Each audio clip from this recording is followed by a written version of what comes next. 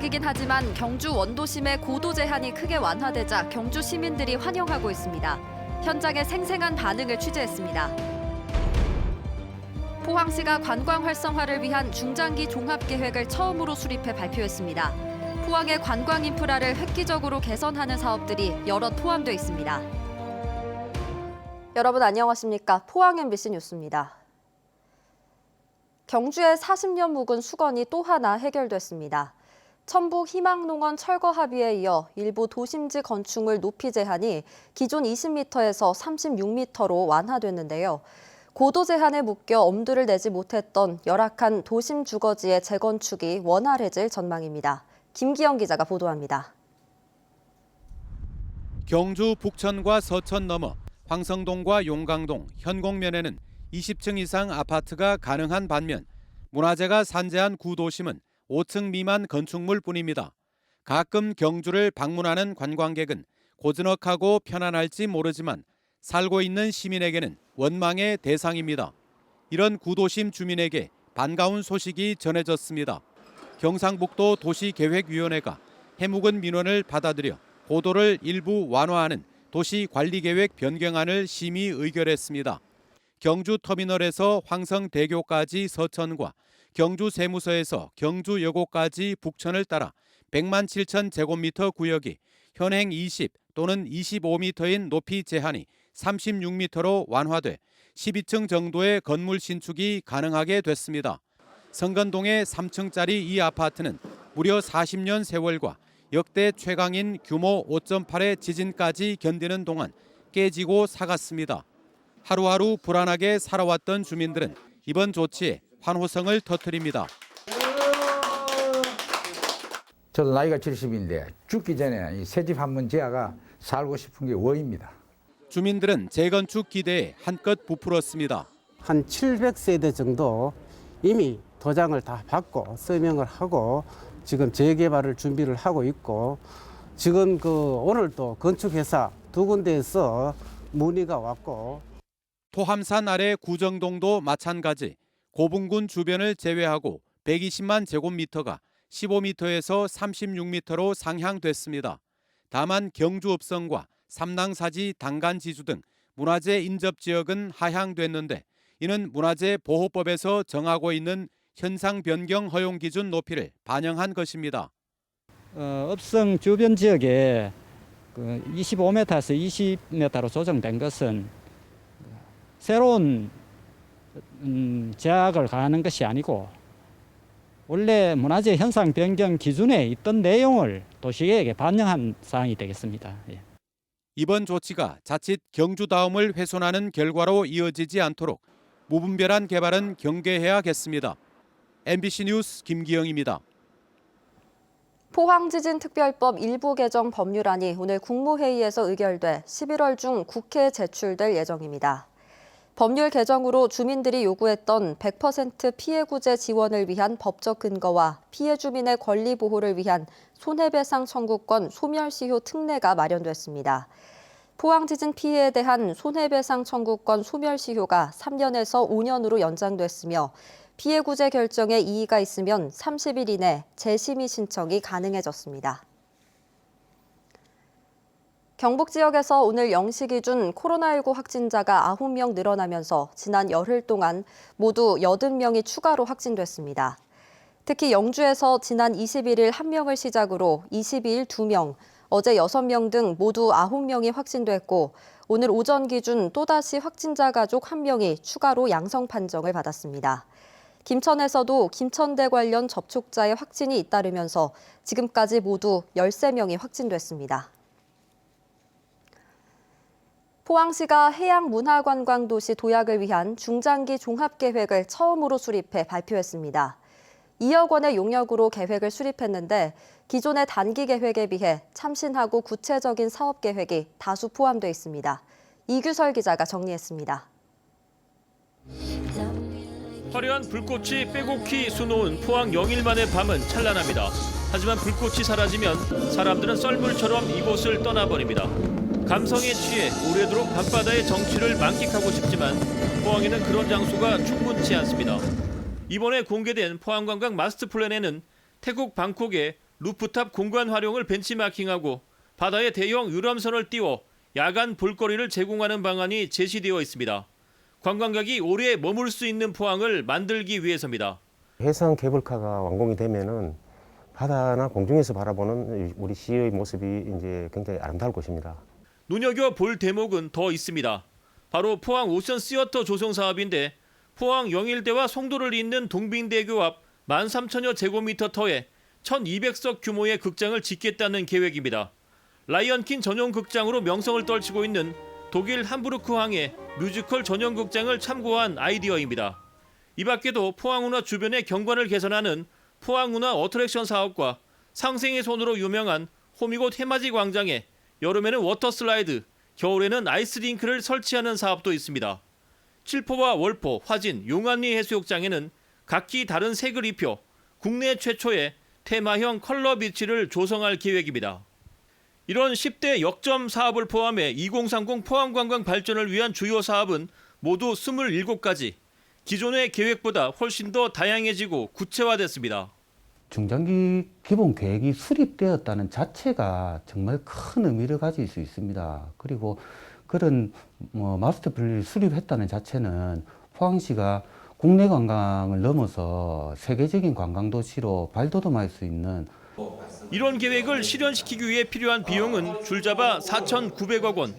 포항시는 공모사업 등을 통해 최대한 국비를 확보해 사업을 추진하고 민간 투자를 적극 유치하는 한편 규모가 작은 사업에는 시 자체 예산을 투입할 계획입니다. MBC 뉴스 이규설입니다.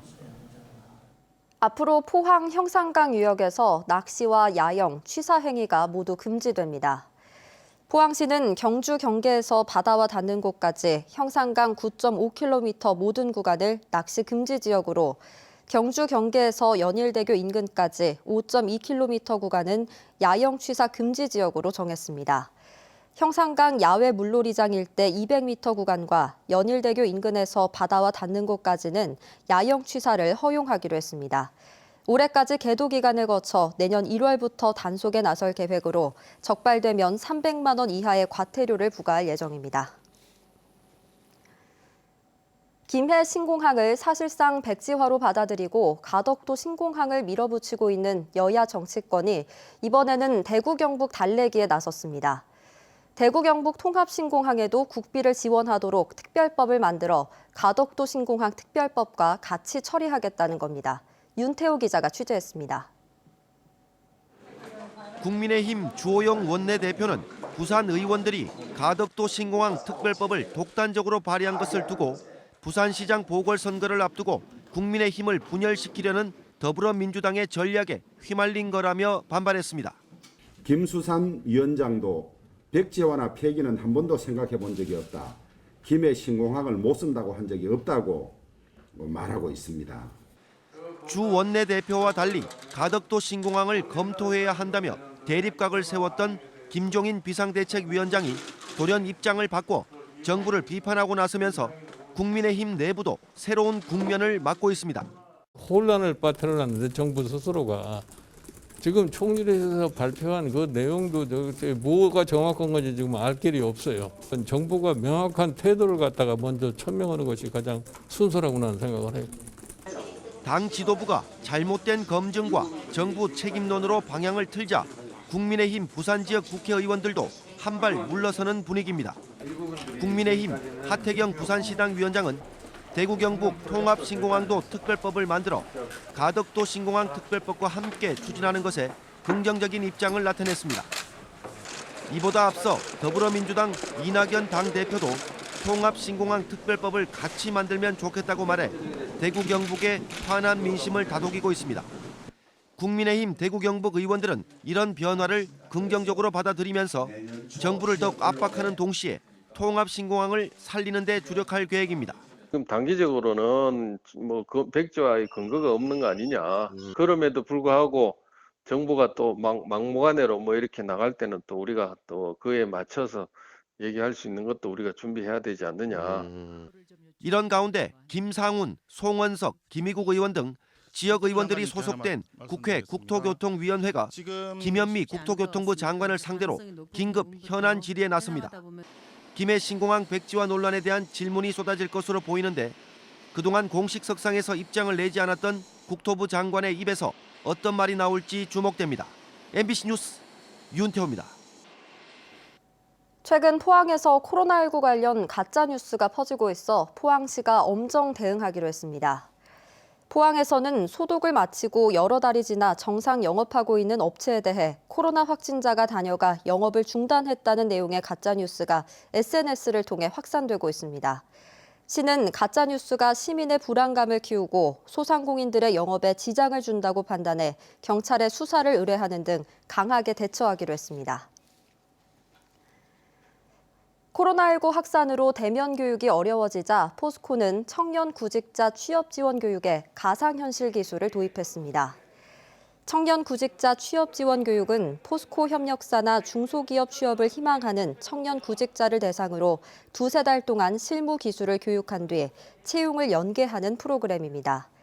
포스코는 교육생들이 VR 장비를 이용해 전기 용접 실습과 철강 생산 공정 등을 직접 체험하고 있으며 내년 교육 과정에는 프로그램을 추가할 예정이라고 밝혔습니다. 국립해양조사원 동해해양조사사무소는 울진 죽변항에서 경주 읍천항에 이르는 동해안 중남부 지역의 연안 항로 조사를 지난 9월 완료했습니다. GPS와 해양조사선을 이용해 기존 해도의 내용과 상이한 항만시설과 항로 주변에 존재하는 양식장과 어장 등을 집중 조사했습니다. 수집된 150건의 항만 항로 변경 사항은 해도와 동해안 항로지에 반영했습니다. 경북 동해안은 내일 낮부터 예년 기온을 회복하며 추위가 풀리겠습니다. 건조한 날씨가 이어지고 있어서 불이 나지 않도록 주의하셔야겠습니다. 조주경 기상캐스터입니다. 찬바람이 강해지면서 계절의 시계가 겨울로 들어선 듯합니다. 오늘 아침에도 쌀쌀했는데요. 낮 동안에는 따뜻한 서풍이 불어들면서 포항이 13.3도를 기록하며 어제보다 기온을 올렸습니다. 내일 낮부터는 예년 기온을 회복하겠습니다. 추위가 점차 누그러질 텐데요. 벌써 이렇게 겨울이 코앞으로 다가온 것 같습니다. 이번 겨울 날씨는 어떨지 궁금하신 분들 많으실 것 같은데요. 지난 겨울보다는 춥고 또 기습 한파가 잦을 것으로 전망됩니다. 이어서 자세한 지역별 날씨입니다. 내일 경북 동해안의 하늘은 구름만 간간히 끼겠습니다. 아침 기온은 1도에서 4도로 시작하겠고요. 한낮에는 13도에서 14도로 오늘보다 2도에서 3도가량 높겠습니다. 울릉도와 독도의 하늘은 오전까지 흐리다가 낮부터 점차 개겠습니다. 아침 기온 울릉도 9도, 독도 12도로 시작해 한낮에는 13도에서 14도에 머무르겠습니다. 동해바다의 물결은 0.5에서 최고 2m로 비교적 잔잔하게 일겠습니다. 추위는 금요일까지 잠시 주춤하겠지만 토요일 기온을 다시 큰 폭으로 떨어뜨리겠습니다. 갑작스러운 기온 변화에 감기 걸리지 않도록 조심하시기 바랍니다. 날씨였습니다. 포항해양경찰서는 본격적인 대게 조업철을 맞아 내년 2월 말까지 대게류 불법 어업행위 특별단속에 나섭니다. 이달 말까지 단속 예고 기간을 거쳐 연중 포획이 금지된 대게 암컷과 9cm 이하의 체장 미달 대게의 포획과 유통, 포획 금지 구역 위반과 그물코 규격 위반 등을 집중 단속합니다. 한편 포항해경은 올 들어 11월 말까지 대게류 불법 어업 행위와 관련해 22명을 검거하고 이 가운데 6명을 구속했습니다. 경북교육청은 수능시험 수험생들의 코로나 감염 예방을 위해 어제부터 고등학교 3학년 수업을 원격 수업으로 전환했습니다. 당초 고등학교 전체에 대해 수능 일주일 전인 26일부터 원격 수업으로 전환할 예정이었지만 최근 코로나 확산세가 심상치 않다고 판단해 고3에 대해 선제적인 원격 수업 전환을 결정했다고 설명했습니다. 예정대로 고등학교 1학년과 2학년은 26일 목요일부터 원격 수업으로 바뀌고 시험장으로 지정된 고등학교의 병설중학교와 예비시험장인 중학교도 26일부터 원격 수업으로 전환됩니다. 울진군은 엑스포공원 내 아쿠아리움을 다음 달부터 휴관한 뒤 리모델링을 거쳐 내년 5월에 다시 문을 연다고 밝혔습니다. 민간 위탁업체가 10억 원을 투입해 체험과 휴게 공간을 확충하고 다양한 이벤트 존과 포토존을 설치하며 시설 보수 등을 추진할 계획입니다. 정부 경북지방 합동청사 개청식이 오늘 도청 신도시 제2행정타운에서 입주기관장과 청사관리소 직원 등이 참석한 가운데 열렸습니다.